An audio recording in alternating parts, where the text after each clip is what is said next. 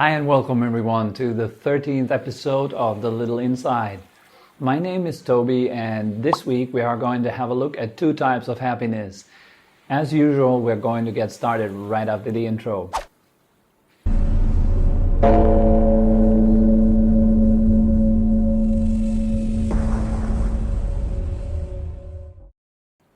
So the first kind of happiness is what I call created or conditioned happiness. This type of happiness really arises from doing what is skillful and abandoning what is unskillful. Doing what is skillful means cultivating in body, speech, and mind, of which the foremost one is, of course, the mind, because it moves the body and it moves the speech, to cultivate what is positive, what is wholesome, you could say. So it's everything that really causes happiness right now and in the future, both for yourself and all other living beings. And what is unskillful would be all actions that lead to suffering, both for yourself and all others. Of course, mainly motivated by an unskilled mind. It means a mind which is unvirtuous or non-virtuous, which is maybe dwelling in anger, or it is dwelling in greed, is dwelling in aversion, in attachment, and so forth. Such a mind that is kind of lost in itself, you can say, that tends to kind of also get lost in unskillful actions. And as you can see all over the world, people are suffering because it's unskillful minds acting in unskillful ways. And so that is the primary cause of suffering. You can really say that the mind actually is the most important one. The mind is that makes you do things. It makes you act in certain ways. So it's very important to cultivate mindfulness in order to create this first kind of happiness, conditioned happiness. I'd like to share a few things with you that have worked for me so far to put the mind into a wholesome, positive, happier state. So one thing that has really worked wonders is gratitude. To actually go and look for all the positive things in my life, to look for all the positive things in my body, in my mind that I already have cultivated. All the positive feelings, or for example, states such as kindness or compassion, which is there. We all have it. And if you kind of train yourself to see that, to look at that, and to feel appreciative of that, then these kind of qualities tend to grow. Like everything that you're paying attention to, that you are dwelling on, it kind of grows.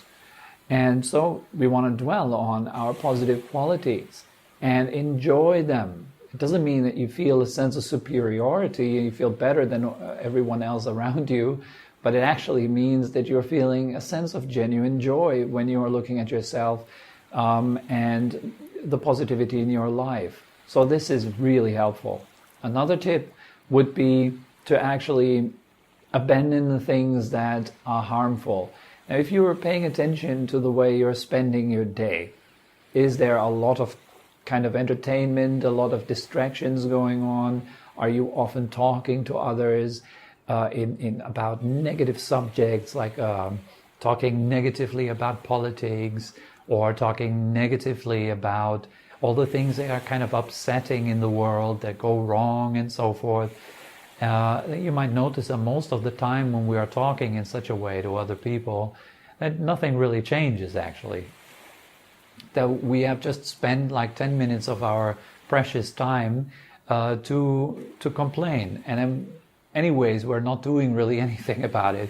But most of the time we're just complaining, or we are reading about negative things, constantly distracting and confusing the mind further. This constant entertainment with smartphones and the internet nowadays, and keeping people constantly wired, even at nighttime when they're actually there to rest in their bed, are still there with their phones and so forth, then you will notice that these kind of things, they lead to unhappiness, they lead to frustration, they make you feel wired and stressed and anxious. So it would be clever to abandon them, right? So that's what I would do, for example. I would look at my life and see what is it that causes stress, and then I abandon that one by one according to my skill, to my ability. And I see the positive things in my life, and I kind of cultivate them, I make them grow. So this is what I call created happiness or conditioned happiness for the benefit of myself and all others around me. The second kind of happiness is the happiness of letting go. So basically, this is a sense of release, leaving things alone, allowing yourself to really rest for a little while, and not messing around with yourself, not messing around with your mind, with your body, not messing around with other people, not messing around with the world. Basically, really leaving things alone. We're all very often very busy trying to correct ourselves, trying to make ourselves into better people, trying to make ourselves enlightened, and then that kind of translates into our actions or the way we act in this world. And we are going around and we are trying to change other people, trying to make them better, trying to make them more enlightened, trying to convince them that my opinions are right and their opinions are wrong, and so forth. So we are going around basically constantly busy trying to change something.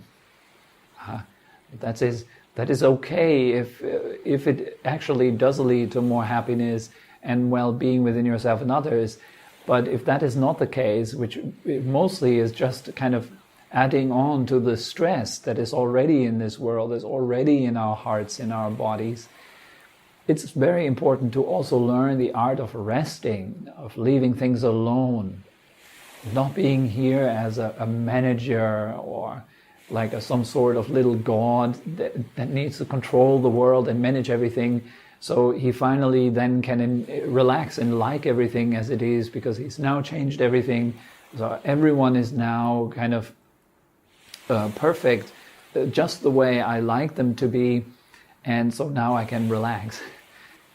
That will never happen, actually. So this is a problem in this world, I think. Most people are constantly busy changing others, changing their environment, but hardly anyone is actually turning around, really looking at themselves and seeing that there's all this restlessness in the mind, all this restlessness in the body, this constant kind of almost like a neurotic search for something better than this.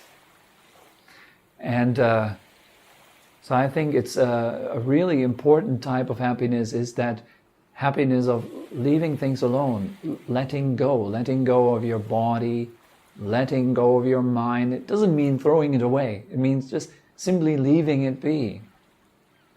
Neither holding on to it, nor throwing it away or battling it, but just simply leave it as it is. For example, leaving your thoughts alone, not wanting anything of them, not trying to change them, leaving your emotions alone. If there is sadness, leave it alone. Let it be. And so after a while, then you'll notice that in this space where you're letting things go, everything starts to rest. It starts to kind of balance itself. Your emotions start to balance themselves. Your thoughts start to balance themselves.